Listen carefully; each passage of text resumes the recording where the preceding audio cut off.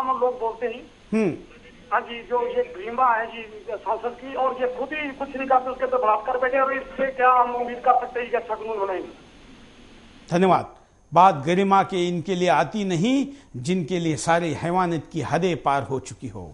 अगले collar. Hello, नमस्कार। नमस्कार, मैं बीड़ महाराष्ट्र से बोल रहा हूँ। मेरा नाम अरुण है। हाँ, जो दामिनी की जो साथ हो गए, जो हादसा लोग ने अपने ऊपर एहसास किया, उस बात को लोग एहसास करने के बाद में उसको ऊपर जुड़ने, जो लोग जुड़ के बाहर आए हैं, इसको सोनिया गांधी समझ नहीं सकती, क्योंकि वो अपने मिट्टी के नहीं है। सोनिया गांधी से हर एक अपने जो देश की बेटी है 1000 गुना अद्भुत है। वो लोग ये, अगर ये सरकार आज नहीं सुनेंगे, यही बेटियां कल शासन अपने हाथ में लेंगे, अपने कानून जरूर बनाएंगे। ये आज भी नहीं सुधरे, जरूर ये बेटियां अपने हाथ में जरूर कानून लेंगे, इनके खिलाफ जरूर कुछ यही लोग करेंगे। लोग आज जो लाठी खाए ये लोग करेंगे, आप भी देखेंगे। धन्यवाद। अगले कॉलर से बात करते हैं। हाँ, चित्तौड़गढ़ से बोल रहा हूँ मैं, सुरेंद्र सिंह। बोलिए सर जी। चित्तौड़गढ़ महिला आयोग की राष्ट्रीय अध्यक्ष गिरिजा व्यास, श्री मैडम गिरिजा व्यास, और यहाँ से सांसद भी थी।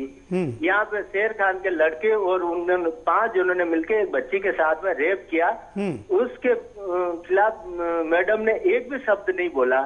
उसके बाद में पीन बाणोजिया गाँव है, वही चित्तौड़ क्षेत्र में आता है, चित्तौड़ जिले के अंदर ही। ये वही महिला आयोग की राष्ट्रीय अध्यक्ष थी गिरिजा व्यास मैडम, और यहाँ से सांसद भी है। वहाँ पे भी वो बच्ची तड़प करती रही, लेकिन उसके साथ घर पे जाके मिली नहीं, उसके लिए 2 शब्द भी नहीं बोली। आप यहाँ पे मीडिया से किसी भी व्यक्ति से पूछ सकते हैं। चित्तौड़गढ़ ये मेवाड़ क्षेत्र में आता है, उदयपुर क्षेत्र में। धन्यवाद। हम आपको ये एक वीडियो दिखा रहे हैं स्क्रीन पर, जरा दोबारा दिखाई। इस हाथ में गन है। जो तिरंगा लेकर भारत माता की जय और वंदे मातरम के नारे लगाने वाले देशवासी है, उनके ऊपर भारत के ही सैनिक ये गन चला रहे हैं। हम आपको अब दूसरा वीडियो हाफ स्क्रीन में दिखाने के लिए मैं कहता हूं, याद करिए जब आसाम जल रहा था, आसाम की दंगे की प्रतिक्रिया देने के लिए मुंबई के आजाद मैदान में जब रजा अकादमी ने आंदोलन किया तो वहां पर लाठीचार्ज नहीं किया गया, वहां ओबी वैन जलाई गई, वहां पर सरकारी संपत्ति का नुकसान हुआ, वहां पर अमर जवान ज्योति, वहां की शहीद स्मारक, अमर जवान ज्योति तो दिल्ली में, वहां के शहीद स्मारक का नुकसान किया गया लात से तोड़कर। लेकिन पुलिस ने लाठी तो दूर, हाथ तक नहीं उठाया। ये देखिए, ये वहां के दंगाइयों के चित्र हैं। यह मुंबई का वो हिस्सा है जिसको आज दिल्ली में कहा जाए तो दक्षिण मुंबई है, कैनॉट प्लेस है, या संसद का जितना महत्व है उतना ही संवेदनशील ये क्षेत्र है। आधे स्क्रीन पर ये देश का तिरंगा हाथ में लेकर भारत माता की जय कहने वाला, उसके खिलाफ सरकार लाठी, गोली और पानी की बौछारें कर रही है, और ये भारत में ही भारत माता के खिलाफ, इस देश के शहीदों के खिलाफ, इस देश के तिरंगे के खिलाफ, इस देश के संप्रभुता के खिलाफ जो आगजनी कर रहे हैं, गाड़ी जला रहे हैं, गाली गलौज कर रहे हैं, वहां पुलिस है, लेकिन वहां के कमिश्नर ने उनको लाठी चलाना तो दूर, हाथ चलाने तक से रोक दिया। ये मुंबई की तस्वीरें हैं। सरकार की संवेदनशीलता किसके प्रति है, किसके प्रति नहीं है। आसाम जल रहा था, तब आसाम की प्रतिक्रिया मुंबई में देने के लिए यह हुआ। मुंबई में जब भी कोई आंदोलन होता है और सार्वजनिक संपत्ति का नुकसान होता है तो उनसे वसूली होती है, रजा अकादमी से हुई नहीं। ये वो चित्र दोबारा दिखाइए जिसमें ये देखिए, अमर जवान ज्योति, शहीदों का स्मारक, इसको लात मारी गई। अमर जवान का यह स्मारक है जिसको लात मारी गई। इसको लात मारने वाले को बिहार से अरेस्ट किया तो नीतीश कुमार ने कहा कि बिहार सरकार को पूछे बगैर इनको अरेस्ट कैसे किया गया। मुंबई सरकार, मुंबई के पुलिस के ऊपर उन्होंने ऑब्जेक्शन लिया, मुंबई पुलिस को अरेस्ट करने की बात कही। नीतीश कुमार जवाब दे, क्या वो लात मारने के वाले के प्रति संवेदनशील है या आम व्यक्ति के प्रति संवेदनशील है? अब ये दोनों विजुअल मुंबई के चल रहे हैं। ये देखिए, एक तरफ मीडिया की ओबी वैन जल रही है, दूसरी तरफ अमर जवान का जो स्मारक है, शहीद स्मारक, उसको तोड़ा जा रहा है। वहां पर पुलिस आपको दिखेगी नहीं, और दिखेगी भी तो वो हाथ पर हाथ बंधी हुई है। कमिश्नर ने आदेश दिया था, ये कहा कि अगर हम कुछ आदेश देते तो स्थिति कंट्रोल के बाहर जा सकती थी। देशद्रोहियों से सरकार सहानुभूति से निर्णय करती है, देशद्रोही से सरकार संवेदनशील है, लेकिन देशवासियों के प्रति सरकार असंवेदनशील है। यह मुंबई के किसी जंगल में नहीं, मुंबई के सबसे संवेदनशील क्षेत्र में हुआ यह आंदोलन, लेकिन इसके ऊपर कुछ भी नहीं हुआ। लेकिन दूसरी तरफ वीडियो में हम आपको दिखाते हैं कि यहां क्या हुआ। ये दोनों मुंबई के विजुअल में एक विजुअल हम दिल्ली का डालते हैं। ये देखिए दिल्ली में क्या हुआ है।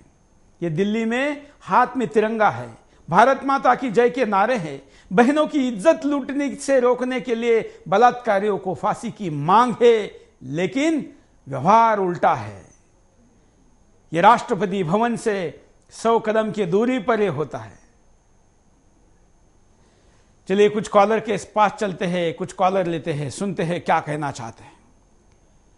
नमस्कार, बोलिए। ये हम तो बॉर्डर पर लड़ रहे हैं देश की खातिर, हम बॉर्डर पर पड़े हुए हैं। हाँ जी सर, मैं नरेश शर्मा बोल रहा हूँ भरतपुर से। हाँ, मैं जोधपुर में हूँ। हाँ, हम तो बॉर्डर पर रहते हैं और ये देश के अंदर रहते हुए कुछ नहीं कर रहे हैं अपने देश के लिए। काले धन, लूट मार और देश का पैसा सब बर्बाद कर रहे हैं सर। बिल्कुल। और नरेश शर्मा क्या, वो तो बॉर्डर पड़ा हुआ है, भारत देश की सेवा कर रहा है और ये अंदर से लूट रहे हैं हमारे देश को। धन्यवाद। ये सरकार कितनी संवेदनशील है। विदेशी कंपनियां इस देश में आती हैं और अपने ड्रग्स का इंस्पेक्शन करती है, ट्रायल करती है लोगों के शरीरों पर। हजारों लाखों लोग मर चुके हैं, मरने के कगार पर है, किसी को सजा नहीं हुई है। लेकिन अगर इस देश में कोई आयुर्वेदिक औषधि लेकर आता है तो सरकार उसको कहती है कि ये खाने योग्य नहीं है। रामदेव बाबा के फूड एंड ड्रग्स के ऊपर ब्रांडिंग का बहाना बनाकर बैन किया जाता है, लेकिन खतरनाक दवाइयों का परीक्षण भारतवासियों के शरीर पर किया जाता है, उसके लिए सरकार संवेदनशील नहीं है। अगले कॉलर। नमस्कार। हेलो, बोलिए सर। सुरेंद्र सिंह बोल रहा हूँ राजस्थान से। हाँ, मैं ये पूछ रहा हूँ, रामदेव बाबा किस बात पे ये मुकदमा दर्ज किया गया? हाँ, क्या किसी पीड़ित के खिलाफ आवाज उठाना गलत है क्या? बिल्कुल। किसी पीड़ित के खिलाफ आवाज उठाना गलत काम किया गया बाबा जी ने? यही तो हम पूछ रहे हैं। धन्यवाद। बाबा रामदेव आ जाए। हालांकि केजरीवाल गायब थे, आज तो दिखाई दिए, लेकिन कुछ देर के लिए दिखाई दिए, उसके बाद उनको लाठी लगती हुई तो नहीं दिखाई दी। लेकिन आम आदमी की पार्टी पहले दिन से सड़क पर क्यों नहीं आई? इस बार जनता आगे और आम आदमी की पार्टी पीछे, ऐसा क्यों हुआ? केजरीवाल को जवाब देना पड़ेगा। अभी भी अपने एसी के और हीटर लगे घर में सुषमा स्वराज क्यों शांत बैठी है? क्यों उठकर इनको मिलने नहीं आई, या क्यों उठकर प्रधानमंत्री के दरवाजे पर जाके नहीं बैठी? अपने हक के लिए विपक्ष इतनी तो आवाज उठाए। अगले कॉलर। नमस्कार, बोलिए। हेलो।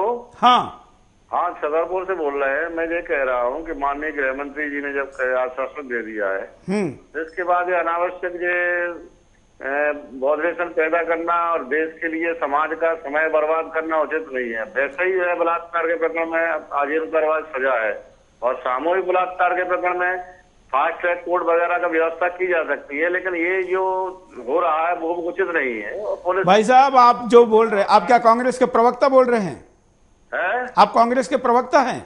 नहीं, मैं किसी पार्टी से कोई लेना देना नहीं है। तो जो बात आप कह रहे हैं, ये बात तो सरकार भी नहीं कर पा रही है। उनको भी शर्म आ रही है ऐसी बात करने में, क्योंकि उनको पता है कि उनके आश्वासन पर किसी का भरोसा नहीं है। इसी सरकार ने अन्ना हजारे को लिखित में आश्वासन दिया था जब वो रामलीला मैदान पर अनशन के लिए बैठे थे कि हम लोकपाल बनाएंगे। क्या हुआ आप जानते हैं? सरकार के आश्वासनों की मैं लिस्ट पढ़ूं किसी भी सरकार की तो ये आधे घंटे का बचा हुआ टाइम खराब हो जाएगा, लेकिन वो लिस्ट खत्म नहीं होगी। मैं ये कह रहा हूँ कि बलात्कार की झूठी रिपोर्टें होंगी, तब क्या होगा? वो आज निर्दोष फांसी पर लटक जाएंगे। अरे जो असली है उसके ऊपर तो कार्रवाई करो। आज तक चार्जशीट दाखिल नहीं हुई। अभी इसी कोर्ट ने इसी घटना के ऊपर पुलिस को रिपोर्ट मांगी थी तो कोर्ट ने फटकार लगाई। और आपको नकली बलात्कार की घटना के ऊपर चिंता है, असली बलात्कार की घटना के ऊपर चिंता क्यों नहीं है? कानून में ये चीज होना चाहिए कि निर्दोष न फंस जाए। ठीक है, चलिए हम बिंदास में तो लोकतंत्र की बात करते हैं, इसलिए आप किसी भी पक्ष की तरफ बात करें तो हम आपको बात कहने का मौका देते हैं। आपके कॉल का जवाब दूसरे कॉलर देंगे। अगले कॉलर। हेलो, नमस्कार सर। नमस्कार। मैं सीमा शर्मा।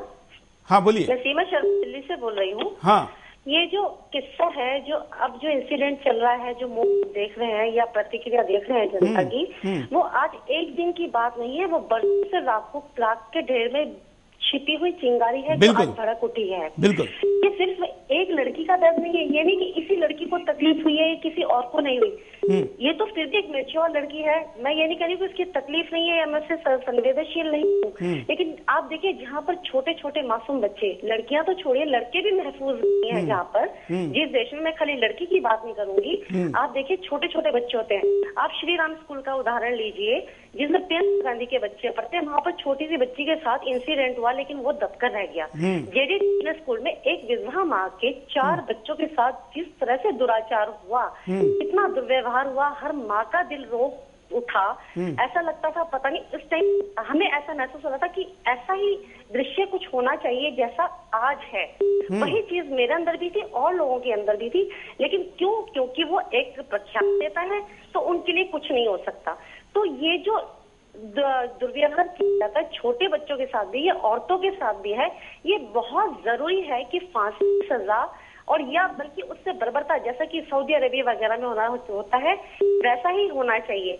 हमारी जो शीला दीक्षित है, जैसे एक पत्रकार के साथ हुआ था कि रात में उनको गोली मार दी गई, तो एक शीला जो मुख्यमंत्री है, उनका ये कहना होता है कि वो रात को बाहर निकले ही क्यों? क्या मुख्यमंत्री जी घर के अंदर ही नहीं है? क्या ये देश सिर्फ उनके लिए है? इतनी बर्बरता तो मुझे लगता है कि अंग्रेजों के शासन में भी नहीं थी। इतने असंवेदनशील तो वो भी नहीं थे जितने की हमारी सरकार है। ये सिर्फ प्राइवेटाइजेशन जानती है, ये सिर्फ आतंकवादियों को शरण देना चाहती है। धन्यवाद। दिल्ली से कॉलर अपनी बात को कह रही थी, मैं दिल्ली का विशेष आभारी हूँ। ये दिल्ली है जहाँ पर देश लूटता रहा, लेकिन दिल्ली वाले जग नहीं रहे थे। लेकिन एक बहन की इज्जत के लिए जब सड़क पर आए तो मैं दिल्ली वालों को सलाम करता हूँ कि जहाँ पर कई शासकों ने लूटा, बहुत बार सड़क पर नहीं आते, लेकिन इस मुद्दे के लिए आए हैं। दिल्ली वालों को सलाम करना चाहिए, और दिल्ली वाले अगर जगेंगे तो दिल्ली की सत्ता की गलती को यही रोका जाएगा, तो कश्मीर और नीचे कन्याकुमारी तक इसका दुष्प्रभाव नहीं जाएगा। अगले कॉलर। नमस्कार, बोलिए। हेलो, नमस्कार सर, मैं महाराष्ट्र से नारायण जी सर बात कर रहा, बीड से। हाँ, तो सर ये जो सरकार है ना, यो पूरा सरकार ये बर्बाद करना चाहिए सर। ये सरकार बहुत गंदगी का सरकार है सर। ये इसको लड़की की इज्जत नहीं इसके पास। धन्यवाद। जिस देश में, जिस समाज में, जिस घर में और जिस सरकार में महिला की इज्जत नहीं है, वहां पर अनर्थ होना तय है। अगले कॉलर। नमस्कार, बोलिए। नमस्कार सर। हाँ सर, ये टीवी पे दिखा रहे हैं पब्लिक को लोग मार रहे हैं, पुलिस वाले। सर हम चाहते हम भी मार सकते हैं इनको, हमारे पास भी गन है, हम भी गोली मार सकते हैं इन सालों को। बिल्कुल, कुछ शक्तियां यही चाहती है कि यहाँ की कानून व्यवस्था खत्म हो जाए। कुछ शक्तियां यही चाहती है कि यहाँ पर ऐसी अराजकता आ जाए। क्या जो कॉलर, जो इनोसेंट एक भारतीय ये बात एक टीवी चैनल पर साहस के साथ बंदूक लेकर बात करने की बात करता है, कल अगर वो राजघाट पर, कल वो राजपथ पर, कल वो राष्ट्रपति भवन के सामने कई गन लेकर कोई आता है, तो उसके लिए विदेशी शक्तियां चाहती तो यही है कि यहाँ पर भी इतने 125 करोड़ की विविधतापूर्ण आबादी में ऐसी ऐसी फूट डाली जाए कि एक दूसरे के खिलाफ गन लेकर खड़े हो जाए, तो उनका बाजार बढ़ेगा। हम नक्सली पैदा करने के लिए, देश में फूट पाड़ने के लिए ऐसे कानून बनने से रोक रहे हैं। क्या सरकार, विदेशी जो भी सरकार के ऊपर दबाव बना